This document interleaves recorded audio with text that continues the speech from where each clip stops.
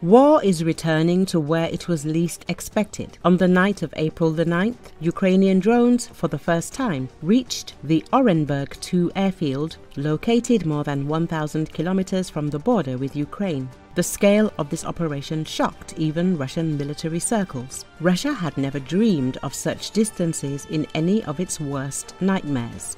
According to local authorities and Russian media, the strike was carried out on the Orenburg 2 military airfield, where the 117th Military Transport Aviation Regiment and the 7th Engineering Airfield Battalion are based. It is from here that technical support is provided to military aviation, including aircraft involved in the logistics of the Russian army.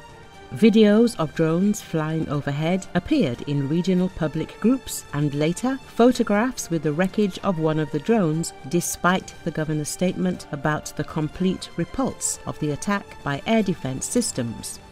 Obviously, not all targets remained out of reach. The attack on Orenburg turned out to be part of a large-scale night operation by Ukrainian UAVs that covered more than a dozen Russian regions at once. According to official data from the Russian Defense Ministry, Russia was attacked by 160 Ukrainian drones over the course of 10 hours. The strikes were recorded in the Kursk, Belgorod, Voronezh, Penza, Saratov, Oryol and Nizhny Novgorod regions, as well as in the Stavropol territory, Krasnodar, annexed Crimea and North Ossetia. In the Saratov region, explosions were heard near a strategic aviation base. It is from there that Tu-95MS and Tu-160s strike Ukrainian cities. The area in the Penza region, where an arsenal of missile and artillery weapons is located, was also hit. Back in late March, Ukraine launched a powerful attack on the Shaikovka airfield, destroying a warehouse with Kh-22/32 missiles and their maintenance facilities. At the same time, the result was confirmed by satellite images. Today, we are not just talking about repeating the success, but about a fundamentally new level, overcoming thousands of kilometers, attacks on logistics and aviation hubs. This is already a new generation strategy. Ukrainian drones demonstrate not just range and accuracy, but a new logic of war, when strikes are carried out not only on the front, but also on deep infrastructure, weakening Russia's ability to replenish resources. Moscow is increasingly faced with the fact that the wars of the new century are not fought only at the contact line, and now even Orenburg is not the rear, but a target.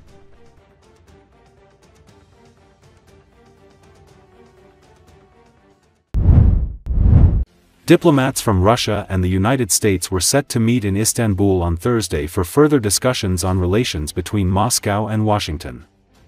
According to Associated Press, during talks between Russia and the U.S. in Saudi Arabia in February, the two countries agreed to start working on improving their diplomatic and economic ties, including restoring the staffing at embassies, which in recent years were hit hard by mutual expulsions of large numbers of diplomats and other restrictions.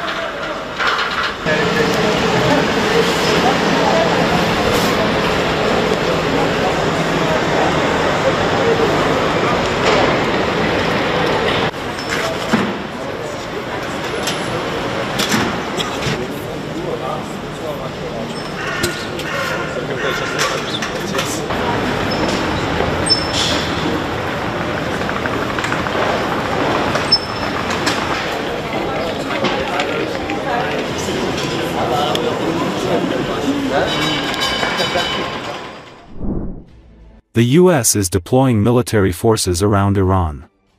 This was reported by the Newsweek publication, citing new satellite images. It is reported that the U.S. aircraft carrier USS Carl Vinson has entered the Indian Ocean. The ship's deployment is a significant step in bolstering the U.S. military presence in the region, with Washington likely to take a more aggressive approach in the coming days and weeks. It was noted that after completing the exercises in the Indo-Pacific region, the aircraft carrier in question will join the U.S. Central Command in the region to continue its efforts to promote regional stability, deter hostile actions, and protect the free flow of commerce.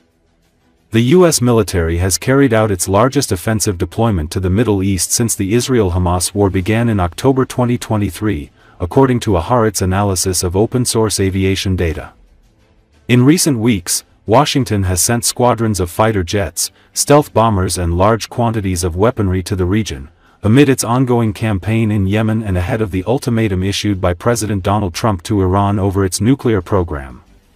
Since the outbreak of Israel's war with Hamas and Hezbollah, the United States has deployed significant forces to the region and launched an airlift of weapons and equipment to Israel, particularly during the war's first weeks, and around the two major Iranian missile attacks on Israel last April and October. U.S. Defense Secretary Pete Hegseth has reinforced U.S. military capability in the Middle East with more warplanes, the Pentagon said recently, amid a more than two-week-old U.S. bombing campaign in Yemen and mounting tensions with Iran. There is already considerable firepower in the Middle East, and the U.S. military will soon have 2 aircraft carriers in the region.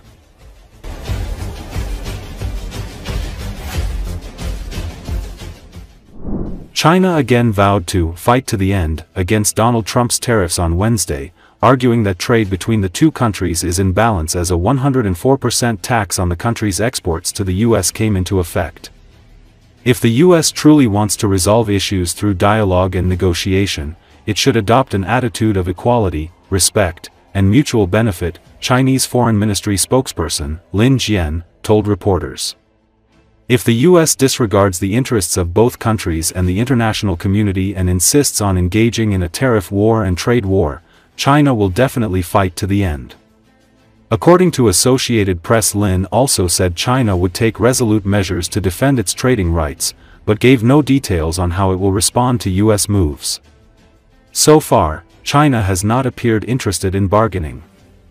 Lin also rejected a claim by Ukraine that significant numbers of Chinese nationals are fighting alongside Russia's invading army, describing it as completely unfounded. Ukraine's President Volodymyr Zelenski announced Tuesday that the Ukrainian military had captured 2 Chinese men fighting alongside the Russian army in the eastern Donetsk region and had information that, significantly more, are with Russian forces.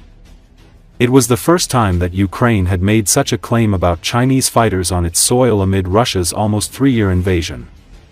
Lin said in Beijing that China has played a constructive role in politically resolving the Ukraine crisis. He said that the Chinese government always asks Chinese citizens to stay away from conflict zones, avoid getting involved in any form of armed conflict, and especially refrain from participating in any party's military operations. His comments appeared to indicate that the captured Chinese had joined Russia's ranks on their own initiative.